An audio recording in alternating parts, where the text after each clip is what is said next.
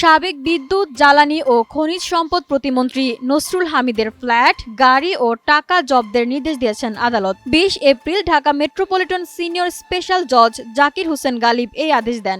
এদিন দুদকের পক্ষের সহকারী পরিচালক মিনহাজ বিন ইসলাম এসব সম্পদ ক্রোক ও ফ্রিজ চেয়ে আবেদন করেন। ক্রোকের আদেশ হওয়া ফ্ল্যাটটি রাজধানীর পরিবাগের প্রিয় প্রাঙ্গণে, আর ৩টি অ্যাপার্টমেন্ট বনানীর পিপি টাওয়ারে। এসবের মূল্য ধরা হয়েছে ৮৫,৫,৯৪৭ টাকা। দুদকের আবেদনে বলা হয়, নসরুল হামিদের নামে স্থাবর সম্পদ এবং অস্থাবর সম্পদ অর্জনের তথ্য পাওয়া যায়।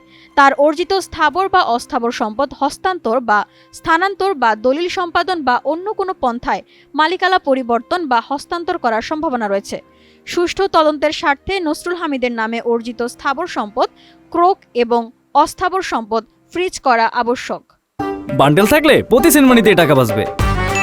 বিকাশ সেনমানি বান্ডেল কিনে জিতুন প্রতি লেনদেনে।